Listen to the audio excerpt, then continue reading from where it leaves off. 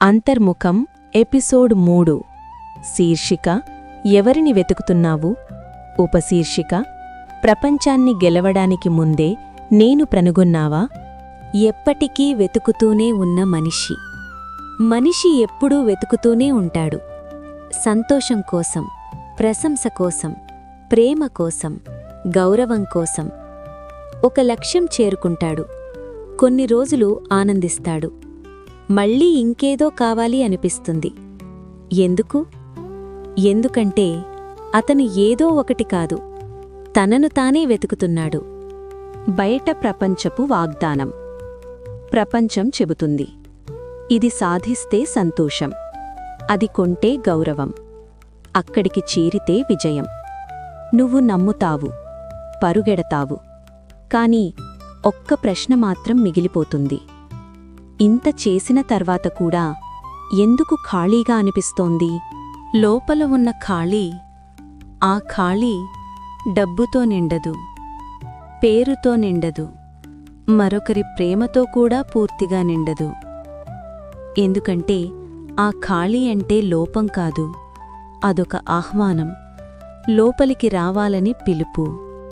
అద్దంలో చూసిన క్షణం ఒకరోజు నువ్వు ఆగిపోతావు. బయట వెతకడం ఆపి లోపలికి చూస్తావు. అక్కడ భయం ఉంటుంది, అనుమానాలుంటాయి, పాత గాయాలుంటాయి. కాని అక్కడే నిజం కూడా ఉంటుంది. నీ అసలు రూపం నువ్వు పేరు కాదు, నువ్వు వృత్తి కాదు, నువ్వు ఇతరులిచ్చిన అభిప్రాయం కాదు. నువ్వు ఆ అన్నిటినీ గమనిస్తున్న చైతన్యం.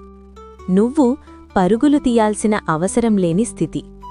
నువ్వు పూర్తి.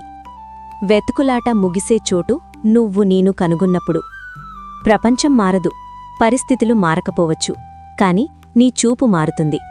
విజయం కోసం కాదు, అభివృద్ధి కోసం జీవిస్తావు. అభిమానాల కోసం కాదు, అంతర్గత శాంతి కోసం జీవిస్తావు.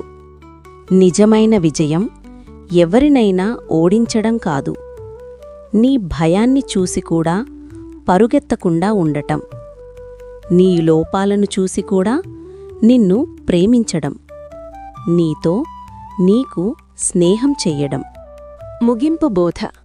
ఎవరిని వెతుకుతున్నావు? ప్రపంచం మొత్తాన్ని చూసే ముందు ఒక్కసారి నీ లోపలికి చూడు. ఎందుకంటే నువ్వు వెతుకుతున్నది నీవే. ముగింపు వాక్యం.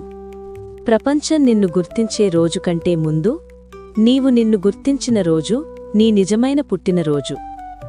Friends, please subscribe, like, share and comment మన ఛానల్.